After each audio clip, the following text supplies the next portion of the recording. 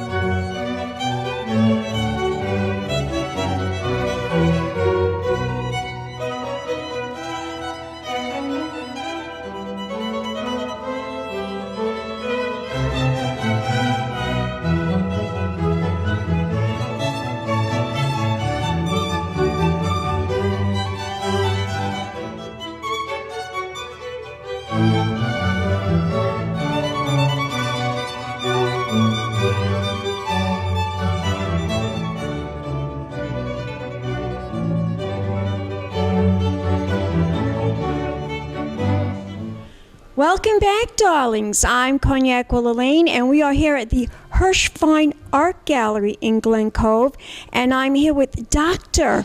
Marjorie van der Stouwe, and we are exhibiting, her paintings are being exhibited at this wonderful gallery, and the theme is called Awakenings. Dr. van der Stouwe, may I call you Marjorie? That would be preferable, thank you. Marjorie, tell my audience, this is an unusual title, Awakenings. Can you tell my audience what that means? Well, Awakenings really is a reference to spring. As we all know, the seasons change and different things happen in nature.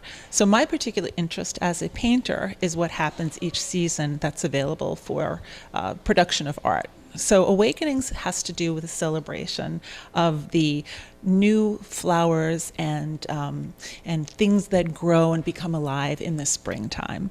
The transition from the dead things to the living things. The transition from the birds coming home, the grass growing in, the flowers coming in, and the different change in nature.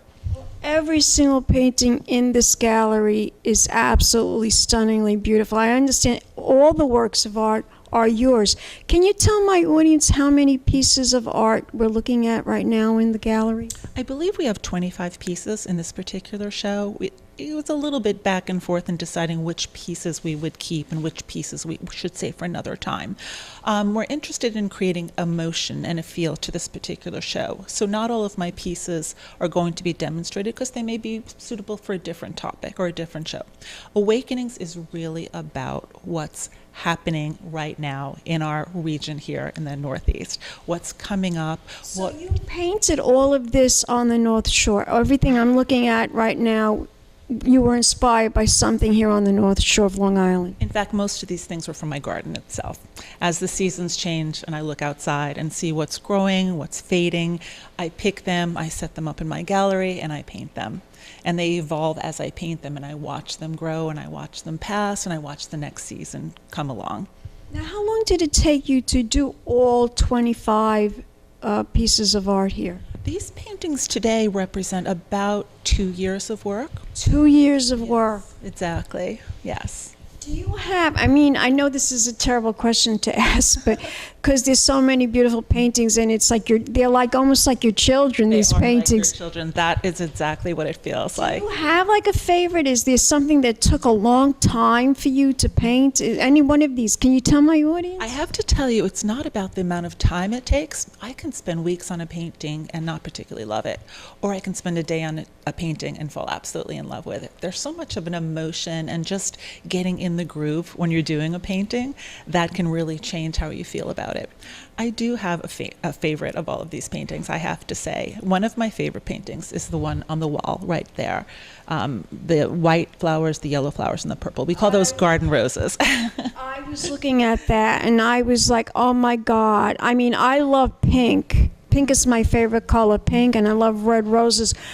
But the yellow roses, the way you paint them, I mean, it just takes my breath away. It's just gorgeous. I mean, even I was in love with those. I thought. Right, yellow roses. Yes. Yes. Yellow is a rather difficult pigment to work with, so I think I'm drawn to the challenge of yellow. It has such a narrow range from its brightest saturation to its weakest saturation, so you have to be very careful with how you mix your paints. Well, you seem to have nailed it with that one. I'm telling you right now and you know what other painting? I'm more of a pink. I love pink and love red, but those white roses too. It looks like they're real. They are real. They came from my garden as well. But it looks like I could just walk right over there and pick one of those flowers right out of the vase. Well, thank you. That is one of my aims. I consider myself a realistic painter, and I do paint in the realistic tradition. We aim to represent fairly accurately, not Trump Lille, but fairly accurately of what we actually are seeing. Why flowers? What drew you? I mean, first of all, how long have you been an artist? Well, I started painting when I was a child, but as you know, I am a physician, so yes, you're a doctor. A lot of my time was taken up in training for that, which is a lot of dedication, as you can imagine. But in the past maybe 15 years, as my children got a little bit older and were fine at school, I was able to use my spare time to take painting lessons. So I've been pretty seriously devoted to this for about a dozen years now. And you love flowers. I love flowers. I've always loved flowers. They're just beautiful, and painting them is joyful. And it's challenging. You can imagine a flower is beautiful on its own. To make a painting of something that's already beautiful is very challenging. You're competing with something that's already gorgeous. You're right. You're absolutely right. Now, I notice out of the whole collection of all these wonderful paintings, you captured a bird. Yes. This was different compared to all the pictures of the beautiful roses that I'm looking at. This one unique painting of a bird, and it looks like a blue jay. Am I right about that? I'm not sure what kind of bird it is. It's some sort of finch, I think. The bird itself is actually it's a real bird, but it's not a living bird. So it's a taxidermy bird. A few months ago, I became interested in this concept of... Yes, tell us the story. So I consider myself a naturalist. I'm interested in nature and the way things change over time, mostly focused on flowers. But it occurred to me that so integrated in that is the arrival of birds. The birds and the flowers come together, especially this time of year. Anyone on Long Island knows if you look out your back door, suddenly you're flooded with red birds and bluebirds and green birds. So it occurred to me that would be a nice thing to introduce. So I bought this taxidermy bird on eBay, and I set him up on a china cup. I love painting china. I think I have a few pieces with china. Yes, I saw that. I love that too. I love painting china. And I just like let my imagination flow, and it was a real hit. People really enjoyed it and responded well to it. So I'm doing that now. I've bought about a dozen taxidermy birds from various places, and they will be in my artwork going forward. I hope one of them is the cardinal. Oh yeah, if I can find one, I will. You know, when I first moved to Lido Beach, I live on the South Shore, because my husband and I, we love the ocean and we love this, the sea and everything. I remember we had just moved into our house, and right outside of my kitchen window, there is a tree, like a branch, a shrub, and I noticed that there was a red cardinal perched right on the branch. I've seen some of those lately, actually. There's been some around. They are the most beautiful birds I've ever seen, the red cardinal. They're not subtle. They let you know they're there. I think maybe you might one day be inspired by painting a red and white rose with a cardinal. I probably will. I'm sure I will. The incorporation of the flowers and birds is something I'm exploring right now. I'm working on a painting currently of some dogwood branches, 'cause the dogwoods are in season right now, and I'm putting some of the birds in the branches. So nice. That's going to be a new composition for me. Yeah, that sounds like it should be a lot of fun too. Now, can I ask you, out of all, you've painted for so many years since you were a child. Do you know how many paintings you have painted? Do you have a number in your head that you think that you might have painted? Oh, I'm sure. You have to understand that paintings from early on are not as valuable as the paintings that I currently do, so you tend to focus on the ones that are really, like in this show, that are higher quality. I've probably painted 70 or so paintings by now. 70? At least 70. I've sold a number along the way that I don't remember any longer. Sometimes I'll look through my photo catalog and go, oh, I remember that one. Where's that one right now? What made you choose this gallery to show your artwork? Well, I've been taking lessons here at the Long Island Academy for Fine Art for quite a long time. The director, Steve Forster, is not only a fantastic artist in and of himself, he's a terrific art teacher. So I want to talk to him later about the Academy. Oh, this Academy is just fantastic. Not just the director, Steve Forster, but some of the artists they have come in here and do the teaching. It's really a top-notch academic art school. This is not just a storefront. This is a real academy where the artists who teach here are trained, usually the Florence Academy. Many of them have masters of fine art degrees from the New York Academy of Art. That's impressive. Yeah, it's an impressive group of teachers. Yes. So for someone like me who's really quite advanced, continuing to take lessons here is still quite appropriate and helpful. Now, where do you think your love of art comes from? Well, that's an interesting question. Neither of my parents were artists. However, my mother was a ballet costume designer and actually ran a company selling ballet costumes by mail order. And that was It sounds like it's in your DNA. It must be. Maybe that's what it is. I asked an artist. Two tulips. That's right. From two tulips. I asked an artist. I said to him, "Where do you think?" I always ask artists, where does your love of art come from? You know what he said to me? It comes from God. Okay. Well, in terms of the supernatural nature of creativity and desire, that's a fair answer. Can you tell my audience how long this show will be in existence, so everyone on Long Island, Manhattan, and the Hamptons can come out and view this beautiful collection? I believe it'll be up for about 4 weeks.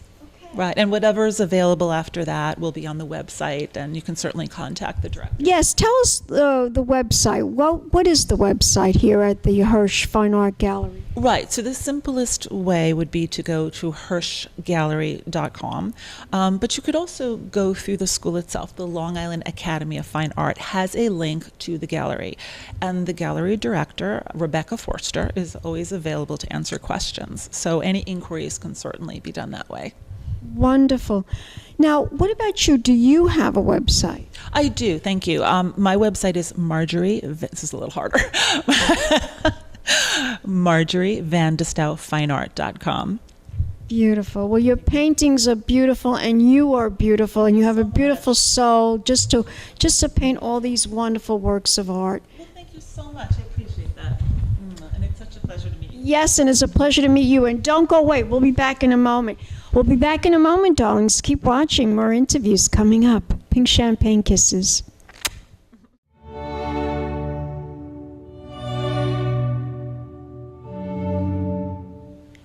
Welcome back, darlings. I'm Cognac Wellerlane, and we are here at the Hersh Fine Art Gallery in Glen Cove, and I am here with the co-director, Ms. Rebecca Forster, and she is going to tell us about this wonderful gallery, this little treasure of a gallery right here on the North Shore of Long Island.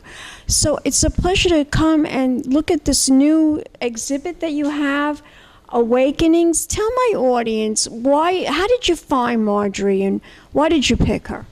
I think that Marjorie found us. Marjorie's been a long-time student at the Long Island Academy of Fine Art, and Hersh Fine Art Gallery is the gallery arm of the Long Island Academy of Fine Art, so it's part of the same institution. And so Marjorie has been a long-time student, and she has grown immeasurably in the last 12 years maybe since she's been studying, and so we've had the pleasure of seeing that growth and development and seeing her bloom into a professional, and from being a student and meanwhile having her career as a physician and raising her kids. So my husband and I have known her for the past 4 years. She was here prior to our taking over the school in 2014. Oh, so you took over the school in 2014. I'm sure it has had many challenges along the way, but it looks like a beautiful gallery. What made you buy this gallery? We were looking for transition. We had a 1-year-old son, wanted more kids, wanted to move out of the city, and Steve, my husband, had been working here as an instructor already for several years. We are not from New York, but we had begun to find our roots here and knew that we wanted to stay. And so we were looking out to Long Island, thinking about transitioning out here, and the opportunity arose that the previous owners, Robert and Flora Armetta, who had been mentors of ours, decided to head back to Pennsylvania, be closer to their family, and pursue other opportunities. And they asked us if we would consider taking their place, taking over from them, and we were thrilled to do so. Wow, that's a lovely story. Really very nice. So are you also an artist? I am, not currently practicing. I do head up the kids' art program workshops in the summer camp, and also the sculpture program. I'm a sculptor. So you're more of a sculptor than an actual painter? Absolutely. I really cannot. You can't paint. But you like to sculpt? Absolutely. I draw and I sculpt. And my husband and Steve and I met at the Florence Academy of Art. We were students there at the same time. So my roots are the same as... Romantic. So I do have the classical training as well, but I do find a lot of my gifting is in the administrative side of things. I really enjoy running a business, and that it is an art is just an added bonus. And so after my kids are older, I plan on getting back into the studio when they're all in school. And I have plenty of time. Yes. Right now you have to take care of the youngins. Yes. Does your husband and you, do you travel? Do you travel around the world? Have you seen fine art like in European countries? Have you? A bit. One of the amazing things about getting to study at the Florence Academy in Italy was the ability to easily travel around. So while we were in school there, we went to London, we went to Paris, we went around to Rome. I would think so. Yes. Shame on us if we didn't. Yeah, I would. So we did take advantage of living there. Oh my God, that must have been so beautiful. And since then, since we've been back in the States, it's been more Steve who's been the traveler. He went to Macau outside of Hong Kong to take advantage of a residency. He returned to France for a residency, so he's been able to do some more traveling. And I have the babies, which I love. So. I must say though, just to be, because that's what my husband and I did. We went all over Italy. We went to Italy, and we went to Switzerland on our honeymoon, and to be surrounded by all that fabulous, beautiful art. I mean, I'm Italian. I mean, I'm American, of course, but I'm so proud that I am an Italian, because I would say that Italy has more fabulous art than I think than any other country. Am I right about that? Well, I think it partially depends on your aesthetic, what you enjoy looking at. I would agree with you. That's where I chose to study, because I was so attracted to the Renaissance and also the 19th century work. But France has a lot too. France has a lot too. Yeah, so I think for me it was a choice between going to France or to Italy to study, because I wanted to be surrounded by what I wanted to attain to, because it's a challenge to be, when you're around beauty, you seek more beauty, right? So that was the purpose in that. Steve was like-minded. He did the same thing. We did not know each other before going, and so there we were at the same place. And so we tried to bring that aesthetic here and the training that we had back here to Long Island. Well, you do a beautiful job here, really. It is a beautiful gallery, and I'm very impressed. I mean, it's the first time I've ever come here. I usually do a lot of stuff in the Hamptons. Mm-hmm. Sometimes the North Shore, but mostly in the Hamptons I do, or even sometimes in the city too. But this is very, very, very nice. Well, thank you. Beautiful. Yes. So very happy to have you. Tell my audience where we can learn more information about this art gallery. What is the website? There are two websites for the school itself, which is the umbrella to the gallery. That's www.liafa.com, liafa.com, and the gallery specifically is hershfineart.com. Fabulous. Thank you so much. Give me a kiss, darling. Don't go away yet. We'll be back in a moment with more interviews coming up. Keep watching Pink Champagne Kisses.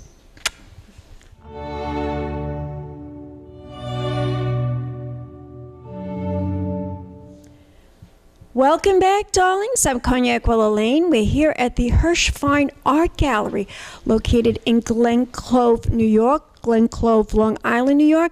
And I am here talking to the co-director of this wonderful gallery, Mr. Steve Forster. That's right. So tell me, you're in charge of the academy as well. That's right. Tell my audience about this academy, because it's all about the art and instructing and learning about fine art. Tell us about it. Well, our school was founded on a lot of classical principles that me and my wife learned while we were studying in Italy. And the longer that we're here, the more that we're sort of pushing also the creative end. So we train people how to see, how to develop certain skills about painting, but also we're starting to push the creative aspect at our academy as well.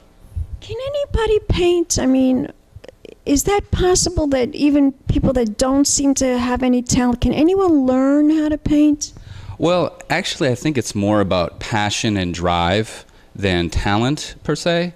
Okay, passion and drive. Yes, because people who are passionate and are driven to do things can, go beyond their natural talent level. And a lot of people who are talented who don't put in all the time. So it's kind of the type of student I really like to teach are the ones who are really passionate and involved in what they're doing.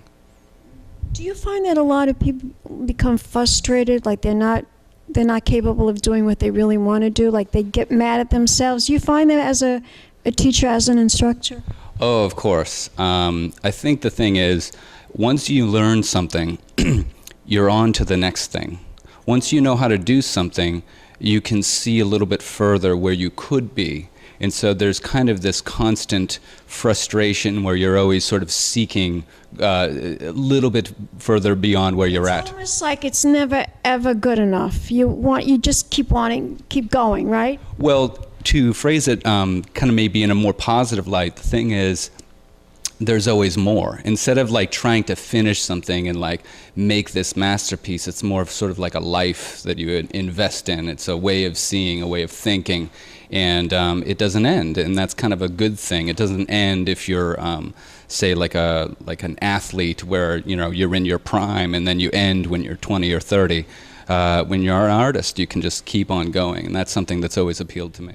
It's funny. I'll never forget when I went to Paris and we were in the Louvre. Of course, that's has so many classic pieces of art. And I was dying to see the Mona Lisa, but I was so surprised at how small this painting was. I'm sure you've seen that. What did you think when you first saw it? Well, I guess the most striking thing when you go to the Louvre is that this little painting is surrounded by like 300 people and bulletproof glass. And so that experience in itself is kind of strange. But I guess what do you expect in a world full of people always sort of wanting to get a little closer? You got to sort of keep your distance there, Well, you have a wonderful little place here. It's very, very interesting for people that want to learn how to master fine art.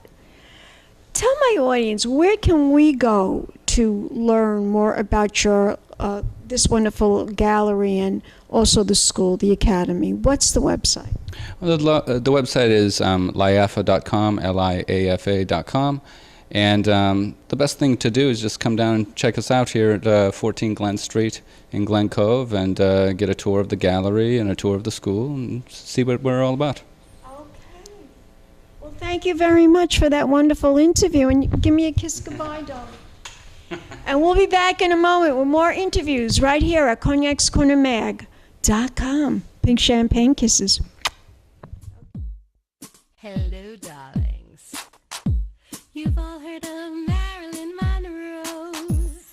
Some of you know Bridget Fonda.